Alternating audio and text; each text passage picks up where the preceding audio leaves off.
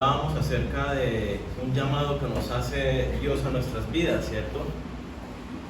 Y hablábamos de 4 palabras. ¿Se acuerdan las 4 palabras que hablamos la semana pasada? Sí. La primera, Dejar. lo primero que hablábamos de respuesta, de cómo respondemos al llamado que Cristo nos hace, es dejar, ¿cierto? ¿Y qué debemos dejar? Debemos dejar nuestro pecado, debemos dejar nuestros malos hábitos, nuestras malas actitudes, debemos dejar todo aquello que nos aleje de Dios, que nos impida acercarnos a Él, ¿cierto? Hablamos de dejar inclusive personas que pueden ser tóxicas, hablamos de dejar la pereza, de dejar vicios, malos hábitos, una cantidad de cosas que son malos para nosotros. El segundo aspecto de cómo respondemos al llamado de Dios es seguirlo, ¿cierto? Es la palabra seguir. Debemos seguir a Jesucristo. Y vemos que eso es lo que hacían los discípulos. Jesucristo los llamaba, ellos dejaban lo que estaban haciendo y empezaban a seguirlo. Pero ¿qué implica seguir a Jesucristo? Hablamos de seguir a Jesucristo como yo tengo que empezar a obedecerlo, caminar sus pisadas. Hablábamos de que seguir a Jesucristo implicaba sí o sí un compromiso serio y firme con Él. Ese seguir a Jesucristo, veíamos que esa familia, esos discípulos que empezaron a seguir a Jesucristo, empezaron a conformar algo nuevo, y es una familia, y es la iglesia. Y era un compromiso que ellos tenían los unos con los otros de cuidarse en oración, de compartir la comida, de estar juntos edificándose, juntos animándose, juntos estudiando la palabra, orando, alabando al Señor. Eso es parte del seguirlo a Él, comprometidamente con Él, ¿sí? Con la iglesia. Hablamos del el tercer aspecto, ¿cuál era? Conocerlo. ¿A qué nos llama Jesucristo en primer lugar? A que lo conozcamos. Nos da un propósito, ¿cierto? Y ese propósito tiene estos 2 aspectos. El primero, conocerlo a Él. Para yo poder conocerlo tengo que haber dejado y haberlo seguido, si no, no lo voy a conocer. Y ese conocerlo hablábamos que es de manera personal, a través de una relación. No es solamente intelectual, no es solamente acercarme a Dios de manera religiosa, cumplir unas ceremonias o unos ritos, sino que es un acercamiento personal. Jesucristo vino y se acercó a nosotros y abrió el camino, la puerta y todo para que estemos cara a cara con Él. ¿Y cómo lo conocemos? A través de la palabra, ¿cierto? Cuando leemos la Biblia, cuando nos metemos allí en oración y estamos con Él, Él nos habla a nosotros. Y el otro aspecto del propósito, la cuarta palabra es darlo a conocer. Nos llama a que lo conozcamos y a que lo demos a conocer, que hablemos de Él. Es lo que da sentido a nuestras vidas ahora que hemos nacido de nuevo. Jesucristo dice, tú tienes un propósito en tu trabajo, sea lo que sea, como docente universitario, como empleado comercial, como deportista, como en el área que usted esté trabajando o donde Dios lo haya puesto, si es en su hogar. Allí Dios dice, tú tienes un propósito y es darme a conocer a las demás personas, con tus hijos, con tu familia, con tus vecinos, con tus compañeros de trabajo, darlo a conocer. Hoy vamos a ver un pasaje que fue de los que Dios se habló muy profundo a mi vida, empezando apenas la vida cristiana, y que habla estas verdades y que las vemos en práctica de una manera bien, bien especial. Así que yo los invito a que vayamos al libro de Hechos, capítulo 17.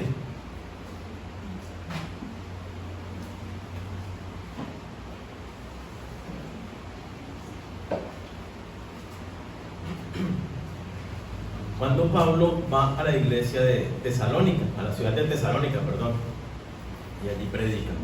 Hechos 17 a partir del versículo 1. Dice, pasando por Anfípolis y Apolonia, llegaron a Tesalónica, donde había una sinagoga de los judíos. Y Pablo, como acostumbraba, fue a ellos y por 3 días de reposo, es decir, sábados, discutió con ellos, declarando y exponiendo por medio de las Escrituras que era necesario que el Cristo padeciese y resucitase de los muertos, y que Jesús, a quien yo os anuncio, decía él, es el Cristo. Y algunos de ellos creyeron y se juntaron con Pablo y con Silas, y de los griegos piadosos gran número, y mujeres nobles no pocas.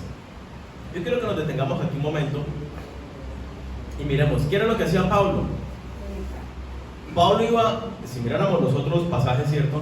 Él iba de ciudad en ciudad, de pueblo en pueblo, predicando la palabra de Dios. En algunos lugares se quedaba una semana, en otros 6 meses, en otros 2 años, ¿sí? Dependiendo del crecimiento de la iglesia, de cómo se daba la situación en la región. Yo quiero llamar la atención de 2 aspectos en estos pasajes que acabamos de leer, y es, ¿a dónde llegaba Pablo en primer lugar? Pablo dice que llegaba a las sinagogas. ¿Qué era la sinagoga? La sinagoga era el lugar donde los judíos se reunían semanalmente para estudiar las escrituras.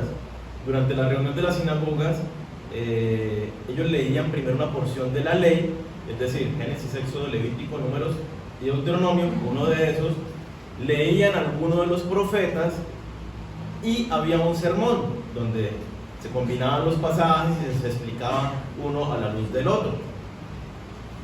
La costumbre que tenían los rabinos, que eran los maestros que dirigían estas reuniones, las sinagogas, la costumbre era que invitaban a otras personas. Ellos decían, hoy la palabra la va a compartir tal persona. Y era muy habitual que cuando venían rabinos de otras ciudades, eran los que los ponían a leer. Vemos, por ejemplo, en Lucas 4, que a Jesucristo le invitaron a leer, ¿cierto? A compartir la palabra en uno de estos reuniones de la sinagoga. Ahí en Lucas 4, cuando se levanta y lee la porción de Isaías y declara que él es el Mesías y a que vi. Una porción bien linda. Así que justamente lo que Pablo, Bernabé, Silas, bueno, con todos los que iban, era siempre llegar a la sinagoga a predicar. ¿Y por qué quiero llamar la atención de esto? Porque ellos iban al lugar, digámoslo así, religioso, donde la gente iba ya con una predisposición a buscar a Dios. O sea, los judíos que estaban allí reunidos en la sinagoga querían buscar a Dios, querían agradar a Dios, pero no entendían ni conocían siquiera el Evangelio. Nosotros, como cultura cristiana actual, muchas veces he escuchado el comentario de: no, es que yo no le comparto a fulanito porque es que es católico. No, es que yo lo he invitado, pero es que tal persona es católica. Entonces lo vemos como un impedimento para compartir el Evangelio. Pero yo pienso todo lo contrario. En nuestra cultura colombiana, en su mayoría católicos, ¿qué quiere decir? Yo lo veo como una gran ventaja porque son personas que ya creen en Dios, ya creen en la Biblia, ya creen en Jesucristo, conocen a Jesucristo, pero no tienen claridad realmente del Evangelio. Es más, me atrevo a decir, y lo había dicho aquí en otras oportunidades, en el tiempo actual nosotros necesitamos evangelizar a los cristianos, porque se predican tantos evangelios, o más bien diría, se cree en un evangelio que es de la prosperidad, que es Dios me bendice, que es Dios te sana, que es Dios, y ese no es el evangelio que enseña la palabra de Dios. Entonces es importante que, y ahí es el otro aspecto que quiero resaltar, ¿qué era lo que Pablo hablaba cuando iba a la sinagoga? Pablo hablaba de Jesucristo y tomaba las porciones de la Biblia del Antiguo Testamento que hablaban del Mesías, del Cristo que había de venir, y las explicaba y les decía: ese Cristo es Jesús, a quien yo predico, el que murió en la cruz, al que ustedes crucificaron y que Dios resucitó. Entonces, ¿de quién hablamos nosotros cuando compartimos de Cristo? ¿Y por qué digo que tenemos que hablar de Cristo? Porque a través de los años, en conversaciones con cristianos, cuando los motivo a la evangelización, la mayoría de los cristianos me dicen: no, yo siempre comparto de Cristo, no, yo siempre comparto mi fe. Pero cuando yo les pregunto qué es lo que comparten, básicamente es: se acerca el amigo o el compañero del trabajo, y el compañero del trabajo le abre su corazón y le cuenta una situación muy sensible, y este cristiano, hablo del ejemplo general que he escuchado a muchos, hay otros que sí son muy contundentes, pero para el ejemplo que estoy poniendo, este cristiano le dice, deberías buscar a Dios, a mí Dios me ha ayudado mucho, acércate al Señor y verás que te va a ayudar. Y muchas veces eso es el compartir de Cristo, ya le hablé de Dios. Es el equivalente a que yo tengo tos, o tuve una tos, y me tomé un jarabe que me ayudó para la tos, luego me encontré a alguien con tos, y le digo, debería tomarse algún jarabe porque eso a mí me ayudó. Así compartimos de Cristo a veces.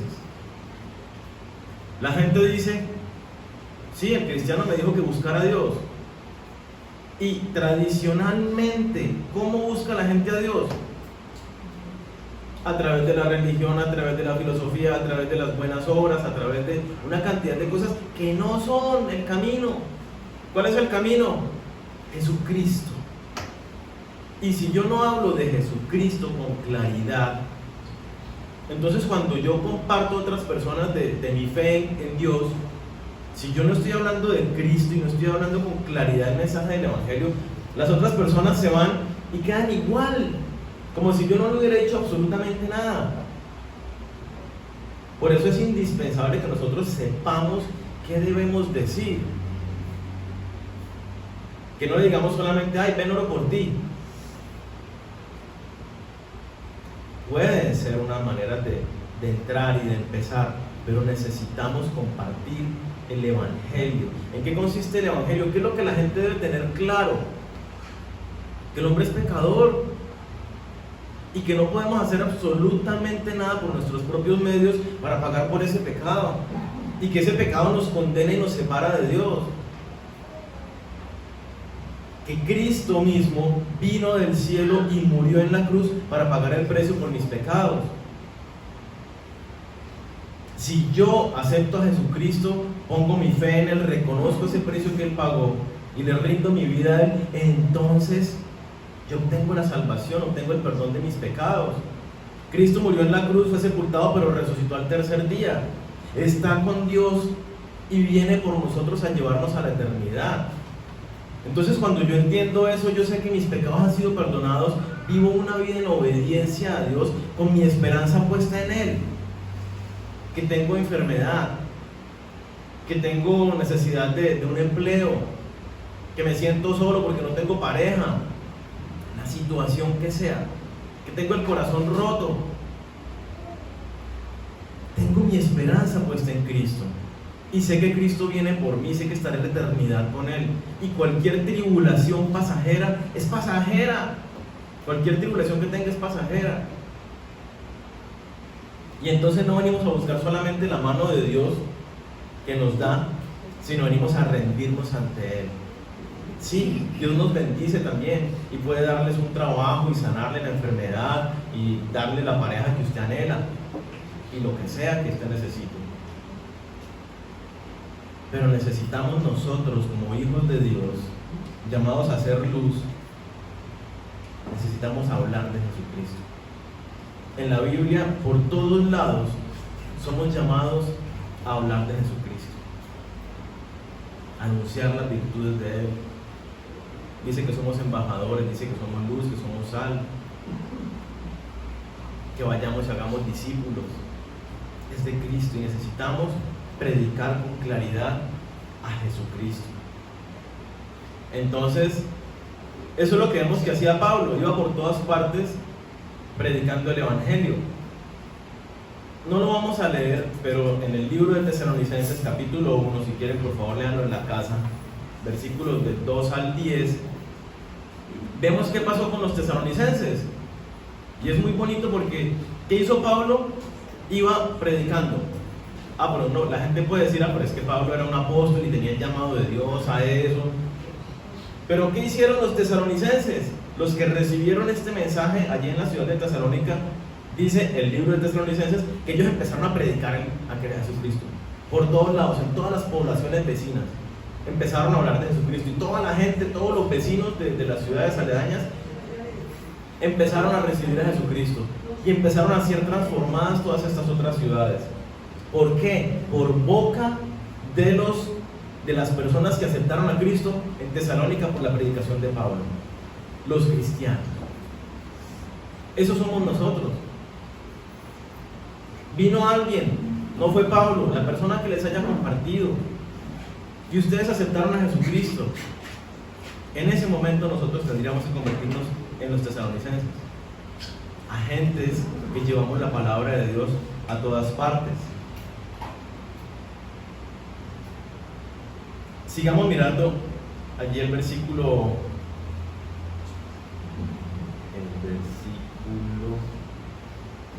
6. El 6, ahí donde estamos, ¿no? En Hechos 17. A mí me encanta, voy a leer primero una frase y ahorita lo leemos todo. Dice: estos que trastornan el mundo entero también han venido acá. ¿Cómo describe un ciudadano de la ciudad de Tesalónica a Pablo y los discípulos con los que llegó a Tesalonicenses? ¿Cómo los describe esta frase? Dice: aquellos que trastornan el mundo entero.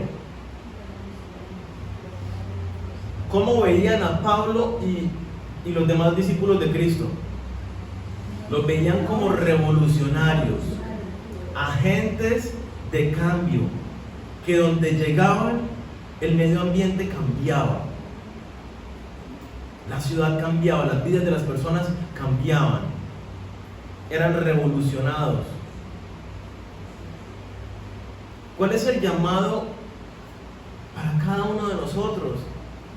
Y esa es una de las cosas que me habló Dios a mí desde muy temprano. Daniel, tienes que ser revolucionario. Y no revolucionario de rebelde sin causa, ir a romper vidrios en las estaciones de Metrolínea, ni hacer grafitis. Esa clase de revolución no.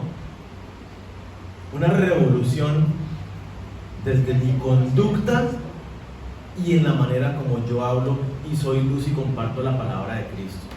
Es revolucionario en el mundo de hoy que yo diga y vaya en contravía de la ideología de género. Es una revolución que yo diga no al aborto. Es una revolución y la gente se viene en contra de uno porque son los valores que Dios nos da. Cuando uno los habla, la gente se viene encima. Revolucionario que en un mundo donde todo el mundo le dice: sigue tu corazón, haz lo que te dé la gana, busca donde esté el dinero, si tienes que viajar a otro país, viaja porque allá es que está la plata. Revolucionario que uno le diga: oiga, ponga su mirada más bien en las cosas de arriba, en el reino de los cielos. No ame el mundo ni el dinero, trabaje, sí, y obtenga su sustento como corresponde, y si Dios lo bendice con más, también provea para los demás, sea generoso, pero no se apegue ni ame las riquezas. Usted no puede amar a Dios y amar al dinero. Entonces es revolucionario cuando nosotros conocemos a Dios y lo vivimos, cuando lo predicamos. La gente que está al lado dice: este tan raro. A mí mis amigos no me entienden cómo yo renuncié al salario que tenía para predicar la palabra de Dios. Algunos me molestan: es que los pastores se tapan en plata y nada que ver. Totalmente alejado de la realidad. No sé si ustedes sabían que el 95% de los pastores viven con menos del salario mínimo en Colombia. Esa es la realidad, pero otros piensan porque ven a 3 pastores ricachones, entonces todos los pastores están. Es ir en contravía, ser revolucionario. Y con nuestras vidas estar impactando un ambiente de manera positiva. De modo que yo estuve aquí 5 meses, me fui, y cómo la gente se bendijo con mi presencia allí. Y se bendijo, ojalá no sea solamente de: ay, que es que me habló bonito, sino: caramba, tienen ahora el reino de los cielos. ¿Por qué? Porque yo les abrí las puertas y les prediqué el evangelio. Entonces, yo les haría una pregunta: ¿cómo estás tú revolucionando tu entorno? ¿Estás tú trastornando tu mundo? Somos llamados a trastornar nuestro mundo. Piensa un momento, ¿cuál es tu mundo? Piensa en las personas que están en esa esfera. tu familia, los amigos cercanos del colegio, de la universidad, del trabajo, los compañeros del trabajo, los vecinos. ¿Cómo estás tú generando un trastorno, una revolución, un vuelco en esas personas? ¿Son esas personas ahora más cercanas a Dios? ¿Esas personas ahora buscan conocerlo más a Dios? ¿De pronto te reúnes ahora con esas personas para que conozcan a Cristo más? Esas personas, cuando tú estás ahí, ya no dicen groserías. ¿Qué pasa cuando nosotros vivimos como un cristianismo verdadero, genuino, de esta manera, revolucionando nuestros entornos? ¿Qué pasa? Miremos lo que dice la palabra ahí a partir del versículo 5.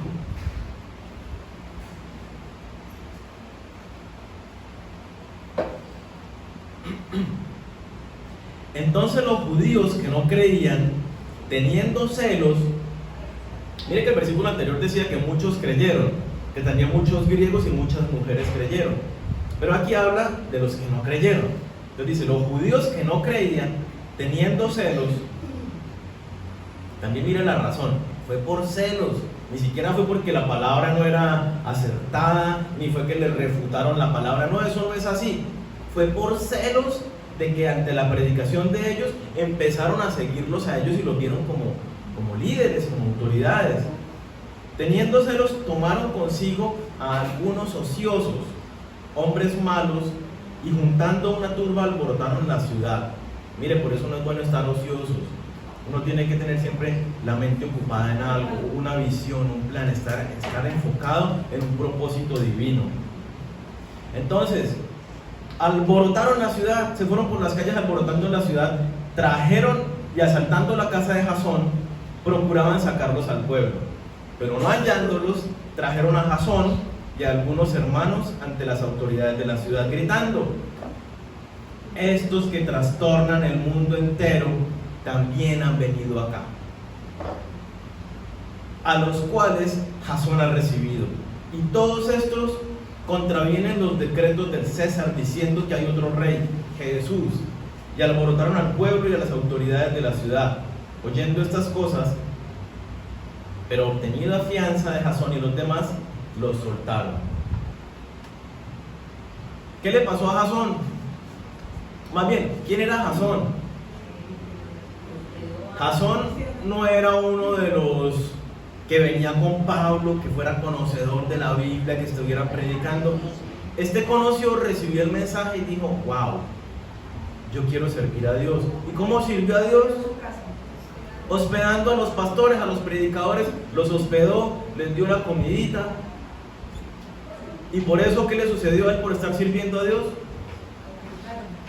Lo agarraron a él y a otros cristianos. Dice que algunos de los hermanos, algunos de los cristianos que recién habían creído, los agarraron del pelo de las ropas y los llevaron hacia rastras y los señalaron. Y estos están revolucionando y estos están diciendo que hay otro rey, que un Jesucristo y que no sé qué, y que mire que van en contra de... La enseñanza es muy clara, ¿no? Nuestro rey Jesucristo no es rey de este mundo. Ya hablábamos hace unas semanas atrás, actualmente el reino es en nuestros corazones, en la esfera del reino, ¿sí? Y eventualmente cuando vuelva, ahí sí va a reinar físicamente, pero aún no es ese reino. Y lo que se predicaba no era esa clase de rey ya físico en la tierra. ¿Cuál fue la consecuencia entonces de Jasón por servir a Dios? No fue honra, no fue aplausos, no fue bendición, fue todo lo contrario. Por estar sirviendo al Señor hubo una humillación pública, un escarnio público. Le tocó pagar una fianza, financieramente también se vio afectado. Además, y cuando habla aquí de fianza, no es solamente como la entendemos nosotros, que la fianza para salir de la cárcel, ¿cierto? Como se ve en las películas, sino aquí la fianza era un compromiso de que eso no vuelva a suceder y él podía perder su casa e inclusive su propia vida. O sea que no era cualquier cosa lo que implicaba esta fianza. A veces a la gente le gusta y dice: ay, hay que servir al Señor, pero quieren es predicar y piensan en lo glorioso y en la honra, pero el servicio a Dios humanamente es muy desagradecido. Servir a Dios, hay recompensas, pero la palabra dice que son recompensas en el cielo, y son las que uno debe buscar, ¿sí? Cuando nosotros hablamos de Cristo hay persecución, y debemos entender y aceptar que como cristianos somos llamados a ser perseguidos, a ser rechazados. ¿Por qué? Porque hablamos, predicamos, vivimos algo diferente a este mundo. No andamos buscando las cosas de este mundo, sino las cosas del reino de los cielos. No andamos por vista, sino por fe. Entonces nuestra vida es radicalmente diferente a los demás. La Biblia nos dice por todas partes, ya no vivan más como vive la gente del mundo. Cambia su manera de vivir. Somos diferentes. Jesucristo en Juan 17 lo dice: así como yo no soy del mundo, ellos, mis discípulos, nosotros, tampoco son del mundo. Así como a mí me persiguieron, a ellos los van a perseguir. Nosotros vamos a ser perseguidos. Salió hace un par de semanas una organización internacional que se llama Puertas Abiertas en español. Sacó la lista de los 50 países donde hay persecución a los cristianos, 50 países en el mundo donde hay persecución a los cristianos. Adivinen cuál es el único país de América, del continente americano, que aparece en esa lista. Colombia. Es el único país del continente americano que aparece en esa lista. Uno diría, ¿Colombia persiguen a los cristianos? Sí. Hay 3 clases de persecución a los cristianos que menciona este informe. La persecución a los pastores y líderes que están en zonas de conflicto, frecuentemente son secuestrados y amenazados porque promueven un evangelio de paz, de tolerancia, de no a la violencia, no a la agresión, van en contravía de todos sus comportamientos. Y entonces los grupos armados al margen constantemente los tienen amenazados y secuestran, y bueno, esa es una. Otra es la violencia. Cuando aquí en Colombia ustedes saben que hay muchas etnias, hay muchas tribus indígenas, y la Constitución colombiana protege todas esas reservas indígenas, su cultura, sus creencias, todo por ley están protegidos. Pero cuando uno de esos miembros de una etnia indígena recibe a Jesucristo, en esas etnias les quitan sus propiedades, los echan y son maltratados físicamente. En oportunidades los han matado simplemente por haber abandonado sus creencias ancestrales y haber aceptado a Jesucristo como Señor y Salvador. Eso sucede en Colombia. Y el otro aspecto de la persecución a los cristianos es el aspecto social. Cuando los cristianos en debate público hablan de sus valores, son ridiculizados, son humillados, son menospreciados, criticados, tratados de intolerantes, de lo que sea, y se les dice lo que sea, y todo el mundo puede decir cualquier cosa, pero si un cristiano opina de sus valores, él sí no puede decir nada. Hay también esa violencia y esa agresión, y muchos cristianos se sienten amedrentados por esa clase de agresión, que tal vez no es una agresión física, pero sí es una especie de agresión. Entonces muchos cristianos prefieren no decir nada por temor a que se burlen, que los critiquen, que de pronto dicen, no, pero yo no sé cómo defender el hecho de que no estoy de acuerdo con el aborto, no sé cómo defender y debatir el hecho de que no estoy de acuerdo con la ideología de género. Yo sí soy hombre y mujer, y hombre y mujer son los que procrean y fue lo que Dios estableció. Yo no sé cómo defender eso, entonces mejor no digo nada. Y por ahí está la frase, que no me acuerdo cómo dice, que es más peligroso el silencio de los buenos que la maldad de los malos. ¿Lo han escuchado? Algo así dice, ¿cierto? Esa es la idea. Temo más al silencio de los buenos que al ruido de los malos. Algo así. Porque los que tenemos a Cristo no decimos nada. Y todos los otros que quieren cambiar al mundo para mal, salen, hacen marchas, hacen bailes, coreografías, van por todos lados, escriben y rayan todas partes, promoviendo sus antivalores. Y nosotros, callados, diciendo, ay, eso no deberían hacerlo. Pero lo hicimos en la casa y en la iglesia. Pero dígalo afuera. Hay persecución. Necesitamos, amada iglesia, abrazar la persecución. Decir, hey, yo quiero que me persigan un poquito porque a mí nadie me ha criticado ni señalado. Necesito que me critiquen y me señalen un poco por ser cristiano. Que digan, ah, intolerante, ah, fanático. Necesitamos que la gente nos llame de esa manera. Porque si nos llaman así, quiere decir que estamos haciendo lo que tenemos. Entonces, iglesia, por favor, abracemos la persecución, entendamos que es parte y no nos quedemos callados. ¿Qué hacemos? ¿Cómo nos preparamos? ¿Cómo conocemos a Cristo mejor? Para saber qué predicar, cómo predicar el Evangelio, cómo responder ante las demandas de las personas. Primera de Pedro 3, versículo 15 dice: estad siempre preparados para presentar defensa con mansedumbre y reverencia ante todo el que os demande razón de la esperanza que hay en vosotros. ¿Qué dice el versículo? Esté preparado para compartir de Cristo a todo aquel que lo necesite. Primera de Pedro 3:15. Esté preparado para presentar defensa del Evangelio a todo aquel que lo demande. Yo le pregunto, ¿usted se siente preparado? Levanten la mano los que se sienten preparados. Pero tenéis todo por lo menos 10 manos de los que estuvieron en la academia, de los que se graduaron.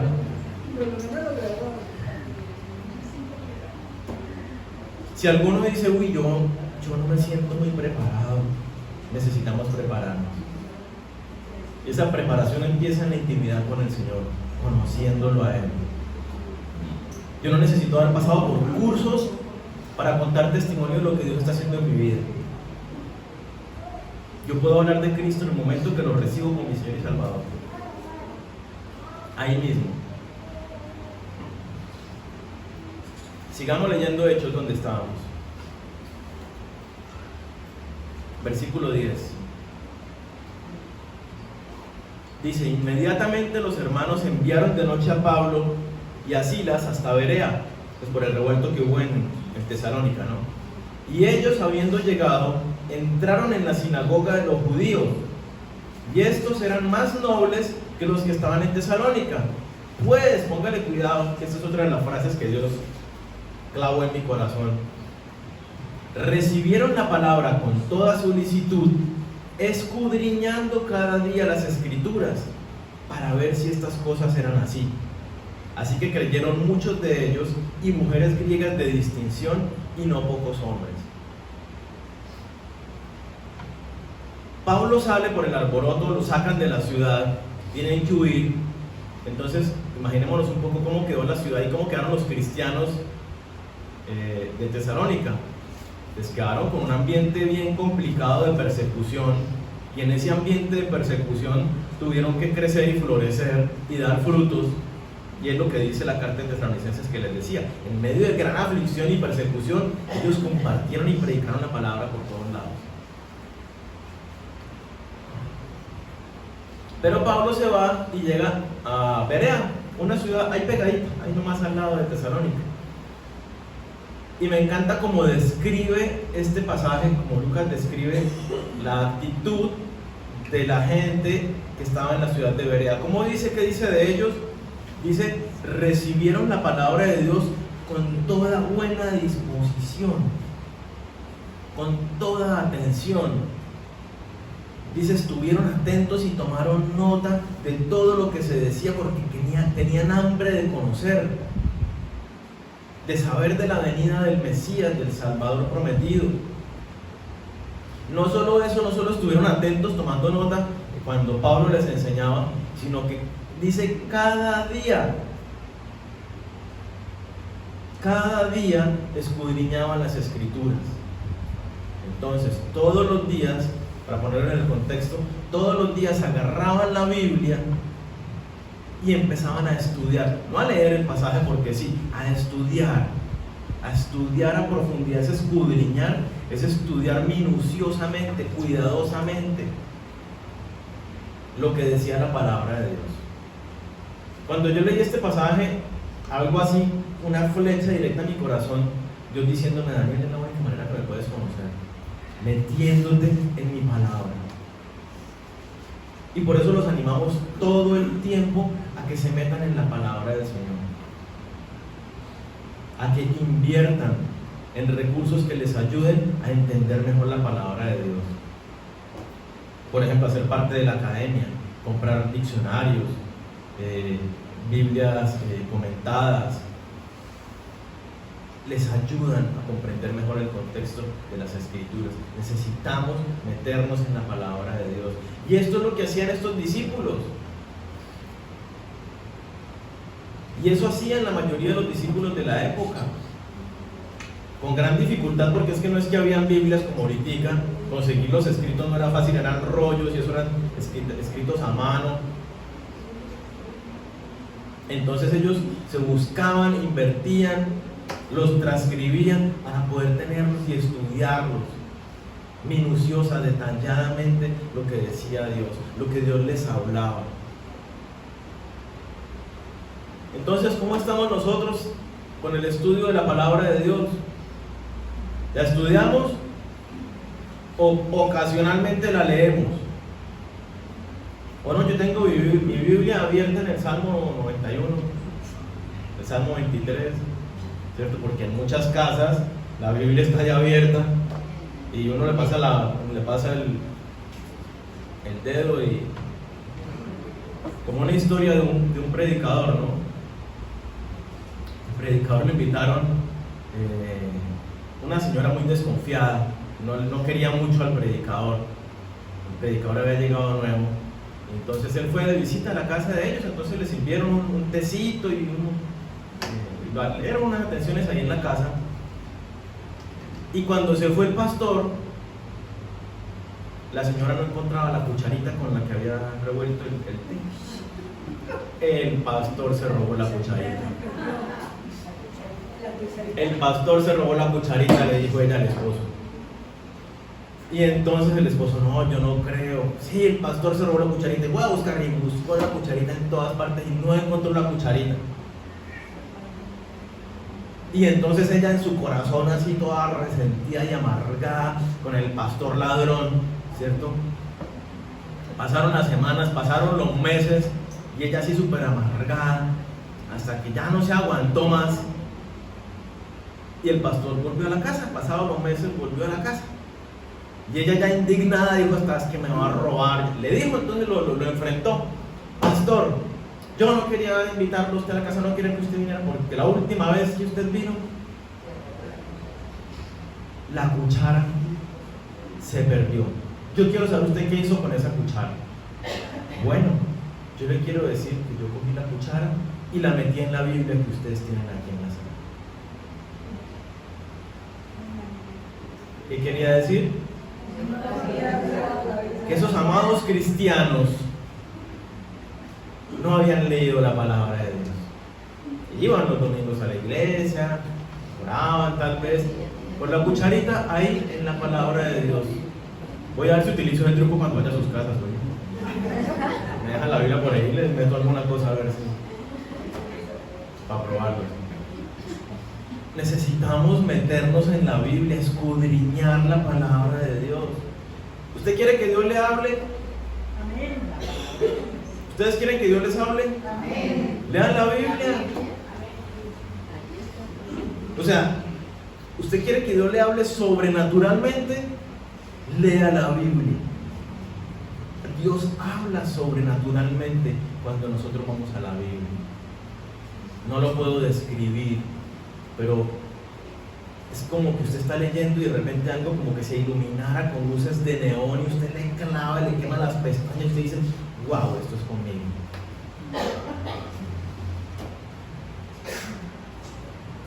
Eso es cuando le habla en lo sobrenatural leyendo la Biblia. Pero nos habla en lo natural cuando leemos la Biblia todo el tiempo, cuando Dios nos dice, no hagas esto, sino habrás esto otro. Ve y haz discípulos, ya no te comportes como antes. Sígueme, deja tu pereza, Nos habla todo el tiempo. Pero necesitamos meternos en la Biblia. Si usted le empieza a ser juicioso, obediente al llamado de Dios, si usted empieza a abrir su boca y a predicar a Jesucristo, la gente le va a empezar a preguntar cosas.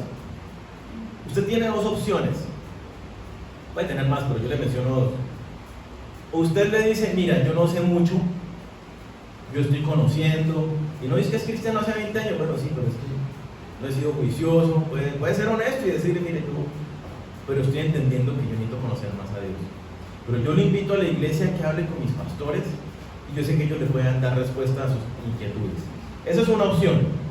Y la otra opción es que usted se prepare. Y cuando la persona le pregunte, usted sepa dónde la Biblia dice algo para responderle a esa persona. Yo los invito a que apliquen ambas. Que se preparen para que puedan hablar. Pero lo que no sepan, digan, pero yo conozco a alguien que sí sabe. Y si no sabe, pues ahí se la rebuscan entre ustedes, ¿sí? Pero Dios nos manda que estemos preparados, a que lo conozcamos a Él, para que podamos dar razón de Él. Como lo mencionaban ahora en los testimonios, alguna decía, tenemos una cantidad de errores que pensábamos que eso es lo que dice la Biblia, y cuando lo estudiábamos en contexto, una cantidad de cosas que realmente no son las que dice la Biblia, y aquí en algunos espacios hemos ido haciendo algunas de esas correcciones. Son doctrinas que tradicionalmente la iglesia cristiana ha tomado como fundamento inclusive de su fe, y que cuando uno viene a la Biblia no dice eso. La gente ha sacado del contexto bíblico ciertos pasajes para hacerlos suyos, pero no son coherentes con lo que enseña la Biblia. Por eso necesitamos conocer realmente a Dios a través de la palabra. Entonces, Pablo, para poder hablar, los discípulos de Pablo y todos los que luego empezaban a predicar el mensaje que hacían, habían seguido los 4 pasos de ese llamado. Habían dejado sus pecados, su manera de vivir, su pereza, su religiosidad. Habían empezado a seguir comprometidamente a Jesucristo, caminando en sus pasos, negándose a sí mismos, juntos en una comunidad, la iglesia, comprometidos los unos con los otros y comprometidos con el llamado del propósito de Dios. ¿Que cuál era? Conocerlo a Él a través del estudio de la palabra, juntos reuniéndose y hablando sin parar, valientemente en medio de la persecución a Jesucristo, predicando a Cristo. Nosotros somos hoy llamados a vivir exactamente de la misma manera. Y el desafío que le hacíamos a los graduados es un desafío para todos. Y es, todos somos llamados a ser embajadores. Alcemos los ojos y miremos que los campos ya están blancos, ya están listos para la cosecha.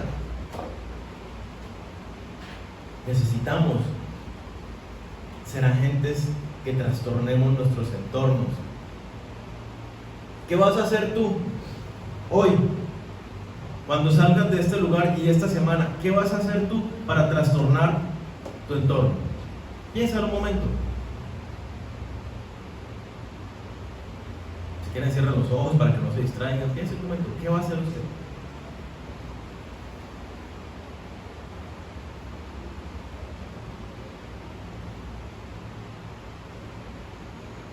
Porque llamamos a trastornar, primero, hay una revolución en la vida íntima, es espectacular. Cuando uno conoce a Cristo, la revolución en la cabeza y en los hábitos y las conductas es espectacular. Y lo que hablábamos también hace como 15 días del arrepentimiento, se da eso. Y uno empieza a entender la verdad, y uno empieza a ver el mundo de una manera diferente. Pero así como lo empiezo a vivir y ocurre esa revolución interna, ¿qué vas a hacer tú para revolucionar tu medio ambiente? ¿Cómo vas a cambiar en la relación con tus compañeros de trabajo, con tus padres, con tus hermanos, hijos? ¿Qué vas a hacer en esa relación esta semana diferente que revolucione para bien tu hogar, tu trabajo?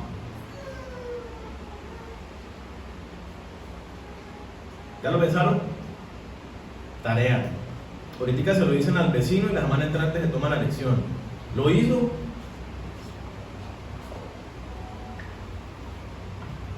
Aceptemos y abracemos la persecución. Necesitamos saber que estamos siendo perseguidos. Si no estamos siendo perseguidos, si la gente no nos critica, si la gente no nos señala, si no cuestiona nuestro radicalismo y nuestro fanatismo, entonces no estamos haciendo las cosas bien. Porque el mundo nos ve radicales y fanáticos. Porque somos diferentes. Y con Cristo hay que ser radicales. A los tibios los vomitaré en mi boca, dice. Necesitamos ser o caliente o frío.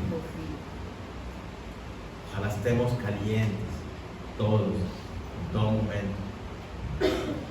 Y preparémonos. Prepárate. Capacítate, comprométete con meterte en la palabra de Dios. Miren, nosotros como iglesia, justamente es uno de los llamados que Dios nos ha hecho. No somos una iglesia que simplemente damos aquí el sermón, sino que buscamos y anhelamos que cada uno tenga ese crecimiento integral con Dios. Y tenemos la disposición para estar y reunirnos personalmente con ustedes en los discipulados. Se da la academia para que ustedes vengan en un espacio compartiendo con otras personas y crezcan y conozcan y sean desafiados a dar más. Aprovechen lo que Dios nos dio como identidad a Senfor Florida Blanca, a Senfor. Esa es nuestra identidad. Que nos preparemos. Centros de formación y liderazgo. Es lo que traduce Senfor. Para formarnos y ser líderes. ¿Cuál es el liderazgo bíblico? Jesucristo, ¿qué dice? Yo no vine aquí a ser líder. Yo vine fue a servir. El liderazgo cristiano es servicio. Darnos para el otro, para que el otro crezca. Y para eso necesitamos prepararnos. Cualquiera que desempeña un oficio, una profesión, ha hecho un curso, ha estudiado años de carrera profesional. Si no estudió, le piden experiencia, que haya aprendido el oficio, el arte. Necesitamos lo mismo con el Señor. Lo mencionaba Laura hace un momento y lo mencionaba Xiomara. Es una responsabilidad que tenemos y necesitamos prepararnos. Así que yo los invito a que en este año también sea un compromiso de sus vidas. De quiero conocer a Dios, quiero prepararme. Si no me estoy discipulando, empiezo a discipularme esta semana. Si ya terminé el libro de crecimiento, me empiezo a capacitar. Abrimos inscripciones, empezamos clases ahora en febrero, para que se apunten. Hay espacios para todo. Entonces, con esto en mente vamos a orar.